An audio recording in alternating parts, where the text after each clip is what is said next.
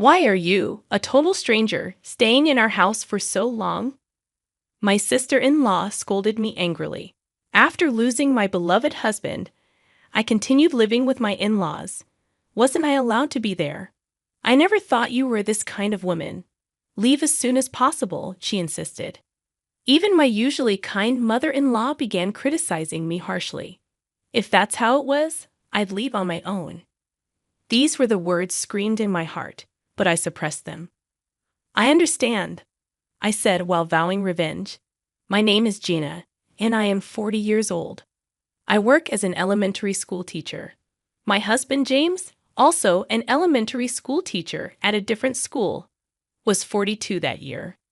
We were married for 12 years. We met at the first elementary school I worked at after graduating from college. James, 2 years my senior, was a reliable senior colleague who taught me various things about school life. Through work, we were drawn to each other and eventually got married. I loved children and became a teacher to spend time with them, but sadly, we didn't have any children. My father-in-law passed away in his 50s before we got married, and James lived with his mother until I joined the family. Thanks to the real estate and other assets inherited from my father-in-law, my mother-in-law was financially secure. However, since the beginning of our marriage, we had decided to pay $2,000 monthly to my in-laws. We had a dream we wanted to realize.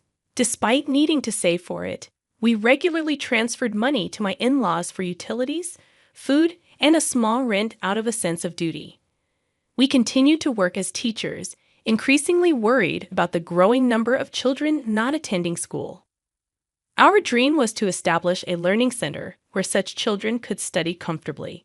James's older sister Mary, who is 3 years older than him, is married and lives in another state.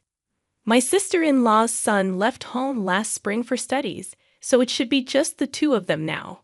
Although living about an hour's drive away, my sister-in-law visited every weekend, asking my mother-in-law for financial help. My son's tuition is short. Can you help a little? My sister-in-law would softly ask. Really? It can't be helped. How much do you need? My mother-in-law would spoil my sister-in-law. For some reason, James couldn't understand why. Frustrated, he finally asked his sister one day, "You received a fair amount from Dad's inheritance, right? Why are you always short of money?" he asked incredulously. My sister-in-law then retaliated, "You don't have any kids, so you wouldn't understand. Raising children is incredibly expensive. You talk about inheritance, but that money can't last forever." However, my sister-in-law's spending was clearly excessive, even in my eyes. Once she asked for money for education, another time for home repairs, and before that for food. Every time, my mother-in-law would give my sister-in-law a considerable amount. I couldn't understand why. That day, we went to our respective schools as usual. An ordinary morning, the usual scenery, until that phone call. I received news that James had collapsed and was rushed to the hospital. Urged to hurry there, I exclaimed in shock, "What?" My husband collapsed. Confused, but upon reaching the hospital, I found James unconscious, and he had to undergo thorough examinations. I wished it was all a bad dream, but despite aggressive treatment, James passed away that night. Faced with this unexpected event, I didn't even have time to cry. Immediately taking leave from work to arrange the funeral, I felt I couldn't mentally survive otherwise. My mother-in-law, likely more heartbroken than me, courteously received the mourners throughout the funeral. It was an opportunity to meet my sister-in-law's family again, my sister-in-law, husband Robert, and their son Alex, who was a college student, helped devotedly. However, my sister-in-law herself didn't seem to grieve over her own brother's death. It almost seemed like she was happy about it. After James's funeral, I returned to my mother-in-law's house. My sister-in-law's family said they had other things to do and went home without dropping by. Then, my mother-in-law spoke quietly, "Gina, I never thought being bereaved of my son would be this lonely." Hearing these words, my pent-up sadness burst out, and I broke down crying. "If it's okay with you, Gina, would you stay in this house forever? I'm lonely living by myself." My mother-in-law spoke kindly to me. Let's support each other from now on, Mother, I replied, wiping away my tears. However, more troubles followed just as we decided to live together. My mother-in-law suddenly collapsed. It might have been due to the grief of losing her son. She was diagnosed with a stroke. Fortunately, she survived but was left with paralysis in her right side. I wish to continue living in this house. There are so many memories here. I want to spend my time here, she said with slightly slurred speech but with determination. I'm fine, so please continue to focus on your work, Gina, my mother-in-law kindly told me. However, I was worried about leaving my half-paralyzed mother-in-law alone at home.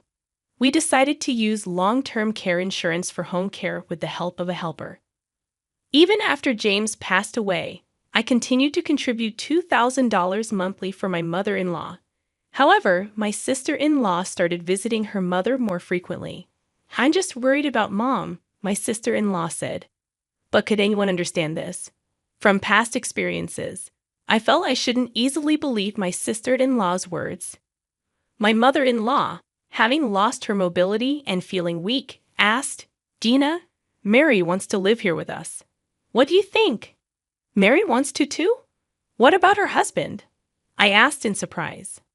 Alex is already in college and not at home. She says it's okay for her to live here alone. Her husband might move here eventually too, my mother-in-law explained. I felt uneasy and asked frankly, if you think it's good, I won't oppose it. But what about me? What are you saying, Gina? You're like a daughter to me. It's totally fine for you to be here, my mother-in-law assured me. However, if my sister-in-law actually moved into the house, I wouldn't be able to stop her like James did. This left me with unresolved anxiety. Amid these concerns, I had to leave the house for a week-long training, leaving my mother-in-law's care to the helper. Mother, I'll be away for a week from tomorrow, so please follow the helper's instructions, I said, trying to sound light-hearted to ease my mother-in-law's anxiety. Don't give money to Mary if she comes, and if something seems odd, contact her husband too.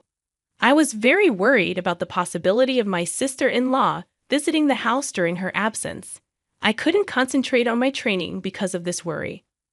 Upon returning home after a week, I was greeted by my sister-in-law. Welcome back. Mom wants to talk to you. My sister-in-law looked at me with a smug smile. I had an ominous feeling entering the living room. My mother-in-law looked at me with a displeased expression. I'm back, I greeted timidly, overwhelmed by the atmosphere.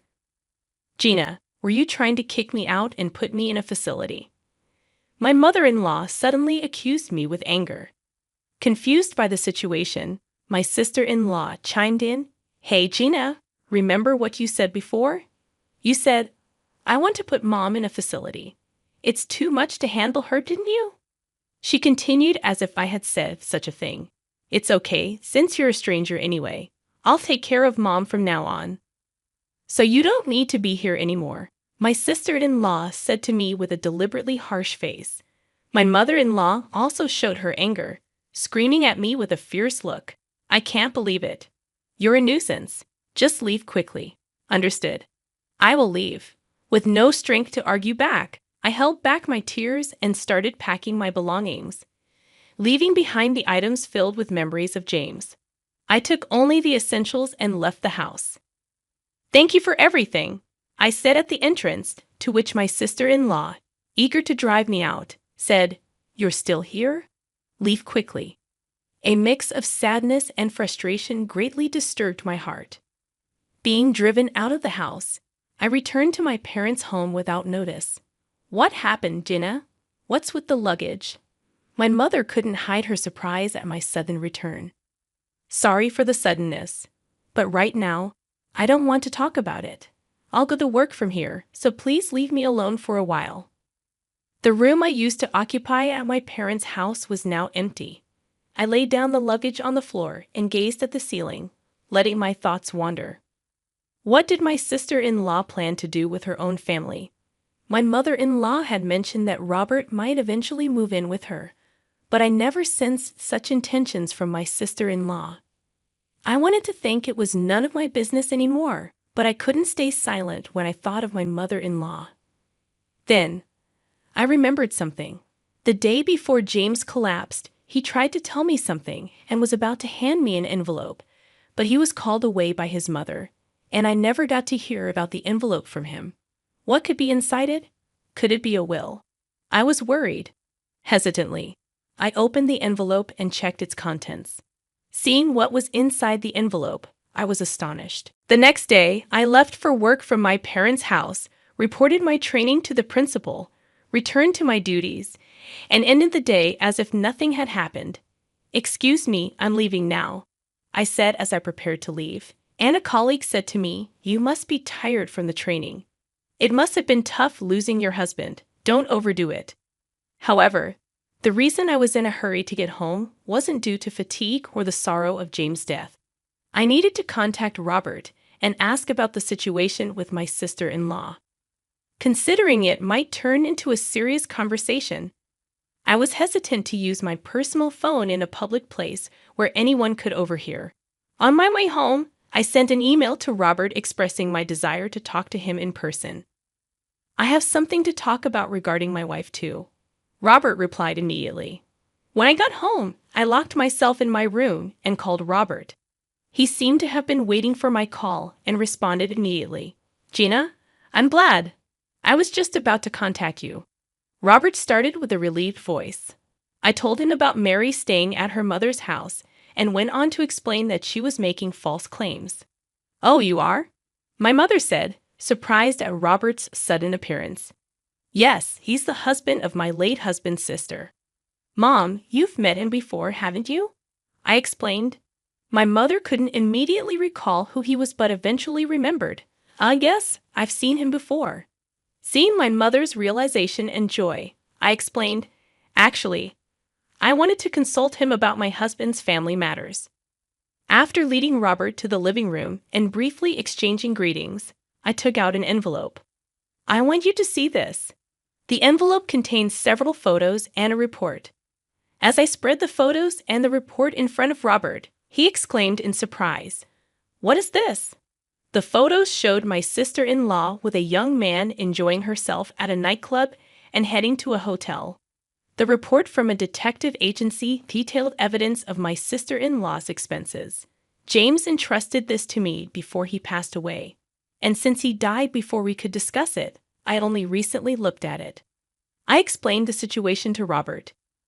James had suspected his sister of reckless spending and had secretly commissioned an investigation intending to discuss the results with me, but he passed away before he could.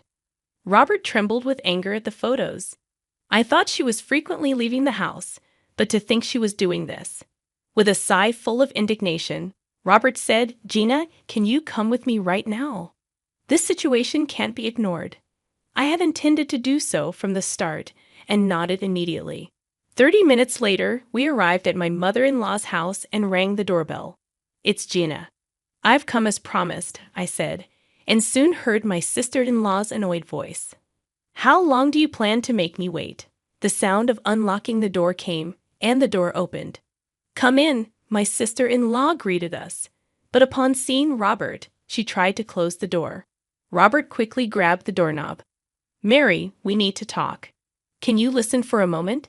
he said, holding the door. His voice was calm, but his anger was palpable. My sister-in-law struggled to close the door, but couldn't overpower the man's strength, and eventually had to leave it open. "Fine. What do you want?" she said, allowing us to stay at the entrance, seemingly not wanting my mother-in-law to be aware of Robert's unexpected visit. "Is that you in these pictures?" "Who's the man next to you?"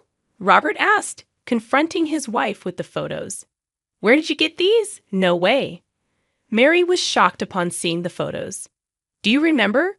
"Well, who is this?" "Answer me."